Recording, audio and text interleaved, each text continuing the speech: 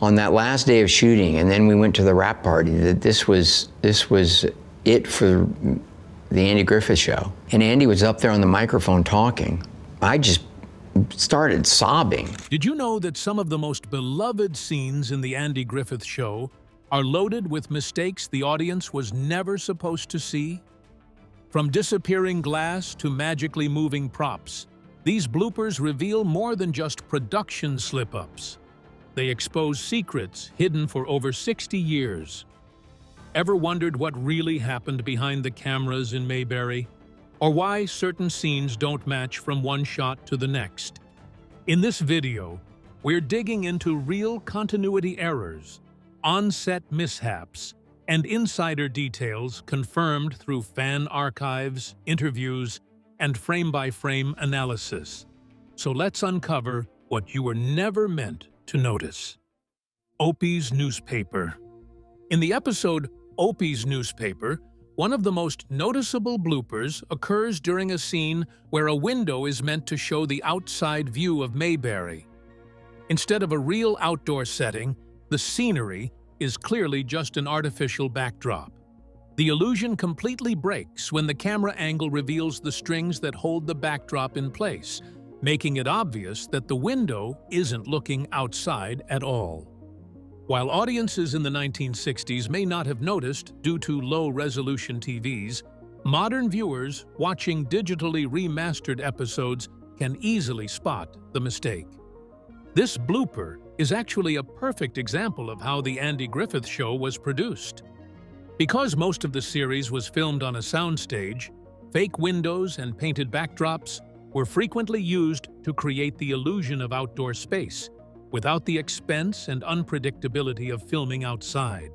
In fact, many outdoor scenes in the later seasons were not filmed outdoors at all, just carefully staged sets with painted scenery, lighting tricks, and props. Though these shortcuts occasionally resulted in visible errors, they also allowed the show to maintain tight filming schedules and keep production costs down while still portraying the cozy charm of Mayberry. But if you thought that blooper was surprising, that's just one example. Things only get more surprising as the season goes on. The Rumor. In the episode The Rumor, one of the easiest bloopers to spot occurs during a simple conversation involving Floyd the barber. In one shot, Floyd is wearing a particular pair of glasses, but when the camera cuts to a different angle, his glasses have suddenly changed. This kind of continuity mistake is common in older television, where rapid shooting schedules and limited playback technology made it difficult for crews to catch small inconsistencies. What makes this blooper especially noticeable is how prominent Floyd's glasses are to his character, making the sudden change stand out even more. The error also points to the difficulties the production unit experienced during the shooting of the scenes with Floyd, played by Howard McNear. By the middle of the series, McNear had a stroke that rendered the right side of his body paralyzed. Eventually, after a long time away from the show, he was back, but the crew had to be very careful in staging his scenes. Often he was sitting, propped up, or his movements were limited. Due to the fact that a lot of his scenes were filmed separately or out of order in order to deal with his condition, continuity mistakes, like the glasses change, occasionally got through. These errors, which could have been distracting, are now rather a commendation to the whole cast and crew's effort to have Floyd in the series and maintain a beloved character. The Bank Job. In the episode The Bank Job, one of the most amusing production mistakes appears during a scene where a gun is supposed to fall apart in the hands of a would-be robber. Instead of relying on sophisticated special effects, the show's crew used strings to pull the prop gun apart on cue. Unfortunately for them, and fortunately for modern viewers, the strings are plainly visible on screen. While it may pass unnoticed at first, once you see the wires, it becomes impossible to ignore, transforming an intense moment into an unintentional gag. The blooper is a perfect example of how low-budget television was made in the early 1960s. With no high-definition playback, pause buttons, or expectations of reruns, special effects only needed to hold up for a single broadcast. The Andy Griffith Show frequently used practical tricks like visible wires, fishing line, awkward props, and camera angles to simulate action or visual gags. At the time, these shortcuts were efficient and completely acceptable. Nobody imagined that decades later, fans would be watching frame by frame in digital restorations. Today, bloopers like the string gun serve as charming reminders of a simpler era in television production. Opie loves Helen. In the episode Opie Loves Helen, the most noticeable blooper isn't a missing prop or a continuity issue. It's the visibly sweaty actors. In several scenes, Helen and Andy appear to be sweating quite heavily, even though the story gives no reason for it. The shine on their faces and slight dampness on their clothing reveal the extreme heat on set during filming. While these moments might seem like small mistakes, they are easy to spot in modern, remastered versions of the show and highlight the production challenges of early television, where cooling systems and lighting technology weren't nearly as advanced as they are today. The perspiration also reveals a truth that is not very apparent, namely that the Andy Griffith Show was shot in very hot studio lighting, which made the actors uncomfortable and made them sweat often. The sweating and heat did not affect the actors' acting skills, and the portrayals were smooth and relaxed, especially Annette Corso, who was the character of Helen Crump. Her character's influence in the show gradually extended to her personal life when she and Andy Griffith were rumored to be in a romantic relationship off-screen. This bond contributed to their on-screen chemistry and made the episodes Opie Loves Helen and others famous for the story, as well as for the subtle human moments that were coming through the lines, whether it was by design or not. Zeke and the Crusader. In the episode Zeke and the Crusader, one of the most noticeable bloopers involves a chicken that is clearly being moved using a fishing line. Instead of naturally walking or pecking around, the bird jerks unnaturally in certain shots, revealing the crew's attempt to control its movement. Off camera, what was likely intended to look like a simple animal interaction becomes an unintentionally funny moment once viewers spot the thin string pulling the chicken along. It's a perfect example of how even charming, character-driven sitcoms occasionally relied on crude behind-the-scenes tricks to make scenes work. This moment also highlights the realities of TV production in the 1960s, when animal behavior was unpredictable, and special effects were far from sophisticated. At the time, there were no animal safety guidelines or modern training techniques like those used in film today. Instead, the crew used whatever low-tech solutions they could to get a usable shot: fishing line, wires, or even off-screen handlers. While these methods may appear primitive now, they represent the creative resourcefulness of classic television, where the emphasis was on storytelling rather than flawless realism. Today, these obvious production shortcuts only add to the nostalgic charm of the Andy Griffith Show. The Big House.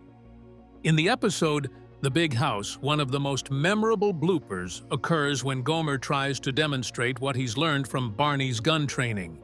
As he attempts to draw his weapon, he accidentally fires and appears to shatter a glass object behind him. However, in the very next shot, the glass shelf looks completely untouched. No cracks, no broken pieces, nothing out of place. This continuity error is easy to catch once you know it's there, and it perfectly captures the kind of small production oversight that slipped through during the fast-paced filming of 1960s television.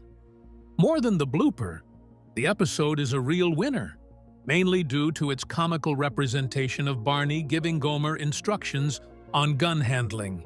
It skillfully brings out Gomer's naivety and also Barney's much too serious attitude towards law enforcement The classic comedy pairing in the series, the episode first aired in 1963 during the show's golden period in Season 4.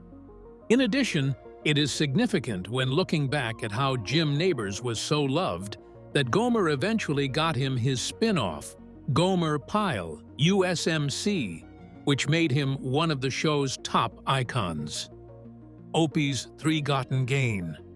In the episode Opie's Three-Gotten Gain, a subtle but noticeable blooper occurs when the bell on Opie's bicycle mysteriously switches sides between camera shots. From one angle, the bell is mounted on the left handlebar, but when the scene cuts, it suddenly appears on the right.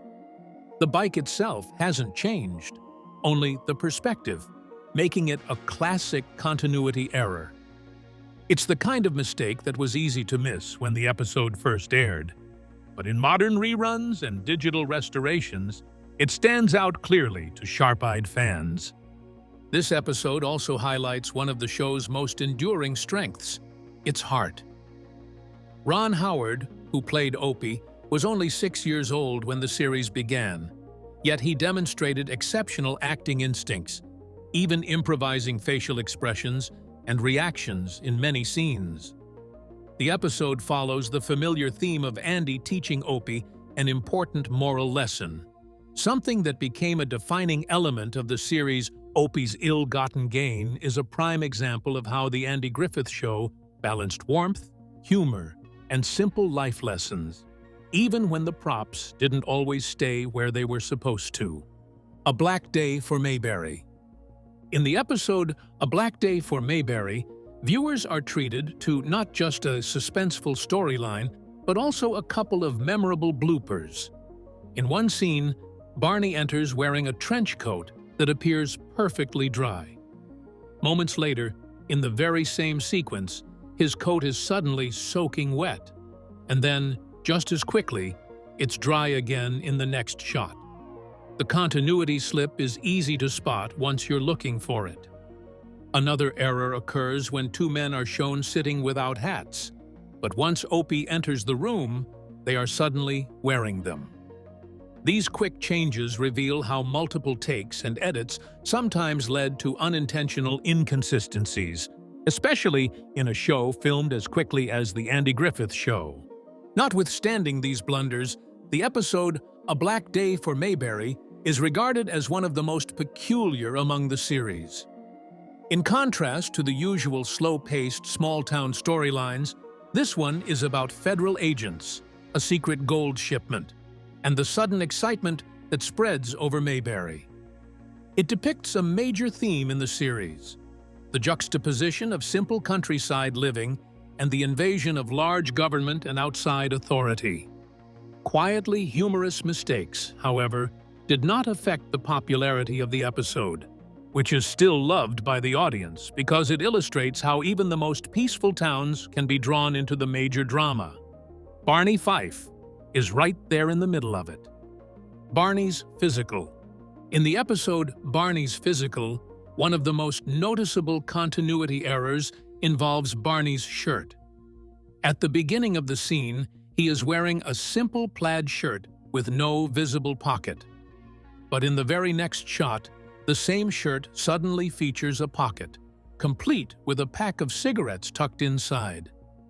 The switch happens without explanation or acknowledgement, making it an amusing wardrobe blooper that slipped through editing. It's a perfect example of how small continuity details were often overlooked during fast-paced filming, especially in an era before viewers could pause or re-watch episodes. Beyond the blooper, the episode highlights a core part of Barney Fife's character, his deep insecurity about his role as deputy sheriff. The plot centers around his fear of losing his job if he can't pass a required physical exam. A storyline that perfectly blends comedy with vulnerability. Don Knotts' ability to bring depth and charm to Barney earned him 5 Emmy Awards, and episodes like this demonstrate why his exaggerated anxiety, dramatic reactions, and heartfelt sincerity helped make Barney Fife one of television's most iconic and beloved characters. even if his shirt couldn't stay consistent between shots. Opie the Birdman. In the episode Opie the Birdman, a noticeable production blooper occurs when a microphone wire can be seen running up Barney's leg in one of the scenes. While likely missed by audiences in the 1960s due to low-resolution TVs, modern restorations make the wire clearly visible. It's an understandable oversight given the tight filming schedules of the era, but it stands out amusingly today, especially in an episode that is otherwise celebrated for its emotional depth and thoughtful storytelling. Even with the mistake, Opie the Birdman is generally accepted to be one of the most emotional and powerful episodes of The Andy Griffith Show. The plot centers on Opie, who, after slaying a mother bird by mistake, takes the burden of guilt upon himself and cares for the motherless chicks. The issues of guilt, kindness, and maturation are still very much talked about today. And this episode is frequently included in the syllabi of film and writing classes as an early case of significant television storytelling. The deep feeling caused by the episode, together with the help of Andy and Barney, illustrates how the show could effortlessly change from laughter to tears, mic cord and all. And just when you think the mistakes couldn't get any more obvious, the next episode takes things to a whole new level. Andy versus laugh tracks. Andy Griffith was famously not a fan of laugh tracks, and his dislike for them reflected his broader philosophy about comedy. He believed that humor should arise naturally from the characters, dialogue, and timing, not from artificial cues telling the audience when to laugh. In the early episodes of The Andy Griffith Show, this philosophy was put into practice. As the first season aired without a laugh track in several scenes, Griffith preferred the quiet authenticity of real emotions, and he felt that canned laughter undercut the charm and honesty of the fictional town of Mayberry. His approach was unusual at a time when nearly every network sitcom relied on laugh tracks as a standard feature, especially those filmed without live studio audiences. Despite Griffith's objections, CBS eventually insisted on adding a laugh track to the show because executives believed audiences expected it, and because most competing sitcoms used one even then. The laugh track on The Andy Griffith Show was noticeably more subtle and sparsely applied compared to other shows of its era. Many fans agree that the few episodes without canned laughter feel more timeless, intimate, and emotionally grounded. Today, the conversation around laugh tracks continues, with modern audiences often preferring comedy that allows space for viewers to interpret humor on their own. Mayberry was pure Hollywood. One of the biggest misconceptions about The Andy Griffith Show is that it was filmed in North Carolina, the real-life inspiration for Mayberry. In reality, almost all of the series was shot in Southern California, primarily on the Desilu Studios lot in Culver City and on the historic 40 Acres backlot in Hollywood. The fictional town of Mayberry was constructed using a combination of permanent outdoor facades, adjustable store signs, and interior soundstage sets. Many of the buildings that fans associate with Mayberry, including the courthouse, the drugstore, and the barbershop, were simply redressed structures used by other productions. Even the surrounding countryside, portrayed as rural North Carolina, was actually filmed among the dry, rolling hills just outside Los Angeles. The 40 Acres backlot subsequently featured in a great number of other TV serials and movies such as Star Trek, Gomer Pyle, USMC, The Monkees, and Mission Impossible. The identical avenues where Andy and Barney walked in slowly turned into other productions' alien planets, rich cities, or poor villages. The masterly combination of camera angles, props, and set dressing lured millions of viewers to think of this little Californian as a real southern town. It is interesting to note that many Southerners who were viewing the series at that time assumed it was done close to them, which was a clear indicator of how well the production team succeeded in capturing the mood, architecture, and pace of small-town life. Barney wasn't meant to stay.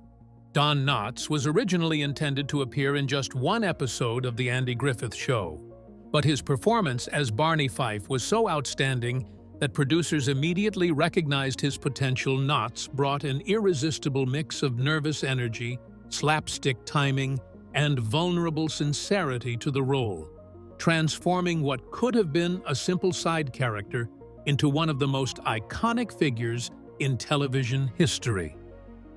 His early scenes with Andy Griffith demonstrated a unique comedic chemistry that couldn't be planned or replicated.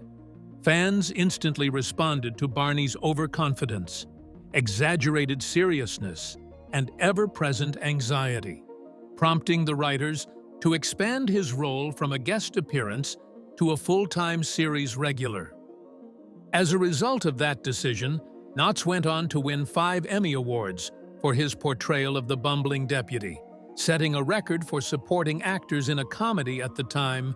His inclusion also changed Andy Griffith's performance style.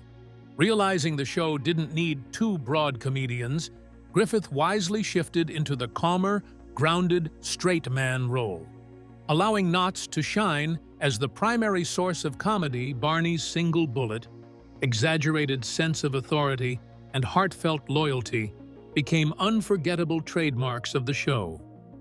First-name law enforcement.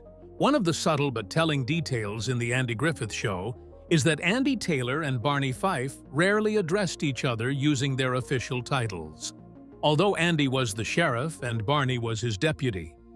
They typically used first names or casual nicknames rather than formal ranks. This was not an oversight. It was a deliberate choice that reflected the series' emphasis on friendship, community, and informality. Their relationship wasn't built on hierarchy or authority, but on mutual respect and genuine affection. Even when Barney overstepped or let his authority go to his head, Andy's responses were gentle, grounded, and personal. This interaction between the characters was also an important factor in creating the humor balance between them. Andy treated Barney not just as a subordinate, but more like an equal, which gave him the opportunity to be ridiculous, show his emotions, and even act like a king, still never lowering him as a person. This method made both characters more human and their connection more understanding for the viewers. The viewer could see the show's main theme through their exchanges, the way the authority was handled with humility, the kind of leadership that was not demanding, and the belief that respect is a matter of character and not rank. Aunt B versus Frances Bavière.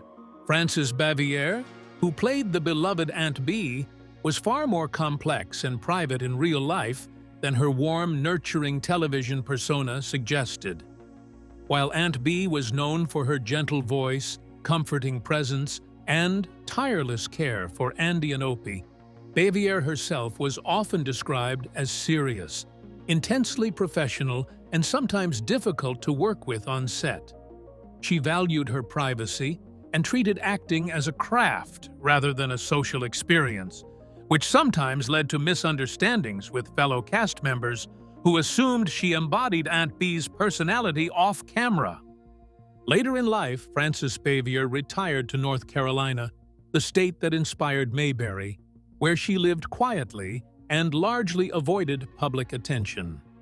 In her final years, she expressed regret that she had not been more patient or understanding toward her co-workers, and she even reached out to Andy Griffith to apologize for past tensions. Fans are often surprised to learn how different she was from the character she portrayed. Yet this contrast is a testament to her talent. Mayberry had only one phone number. One of the charming quirks of The Andy Griffith Show is that Mayberry appeared to have only one phone number, or at least only one way to make a phone call. Rather than dialing numbers, characters typically picked up the receiver and asked for Sarah, the telephone operator, who manually connected their calls. This detail gave the town an old-fashioned feel, emphasizing how small and close-knit the community was. Because every call went through Sarah, the audience got the sense that nothing in Mayberry happened without someone knowing about it. The lack of visible phone numbers also reflected a time when personal privacy and modern telecommunications hadn't yet become standard.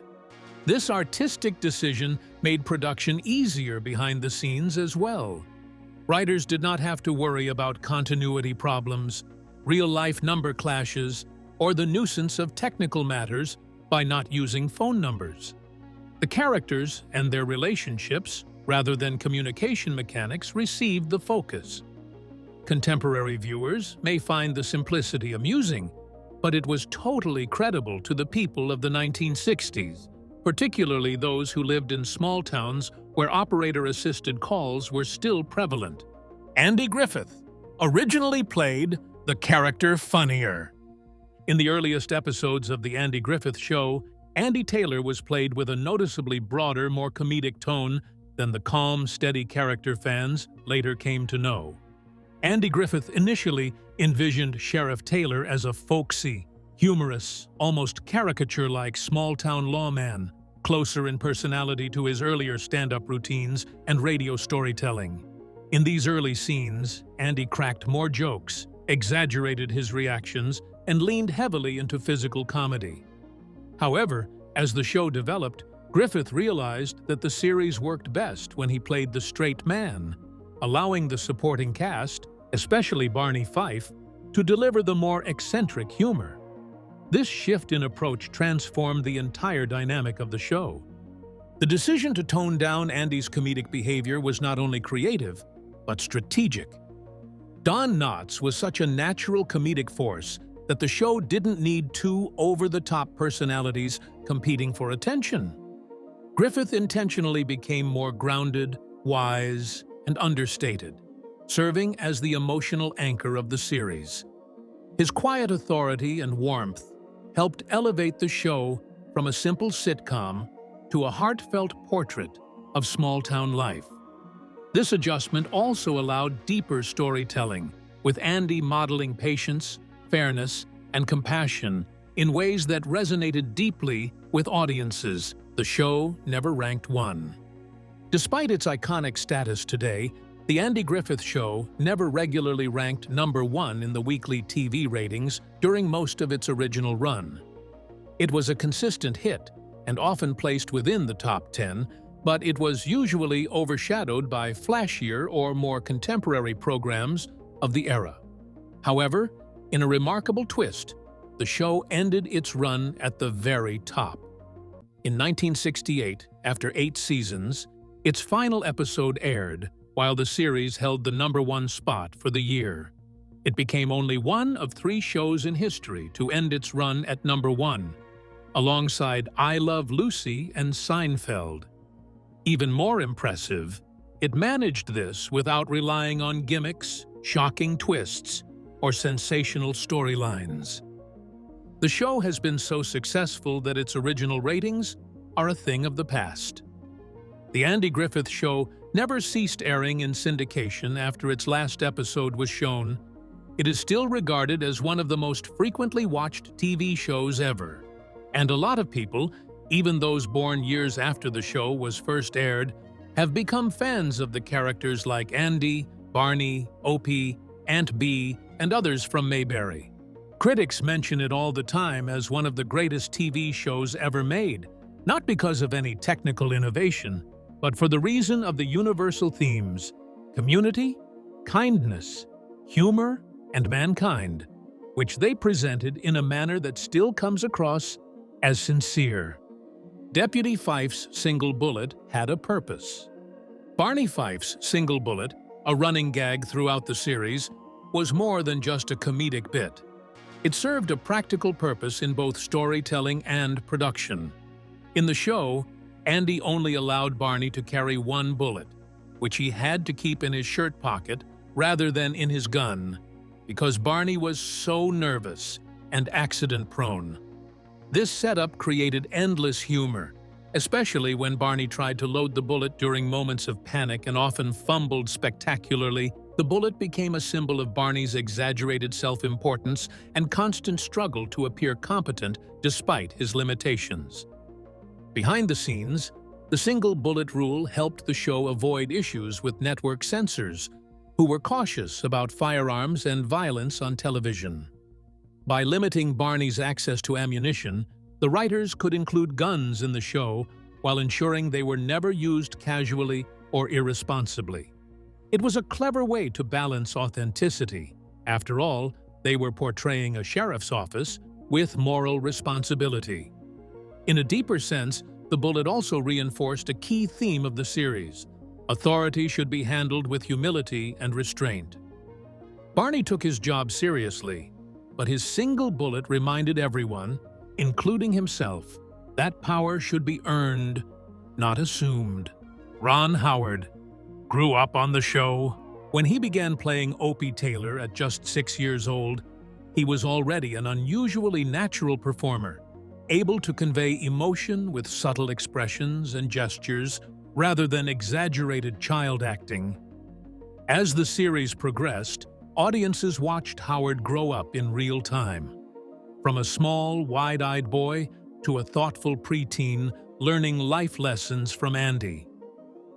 He became the emotional heart of the show, and many of the most memorable episodes center on Andy guiding Opie through moments of morality, responsibility, curiosity, and sometimes heartbreak.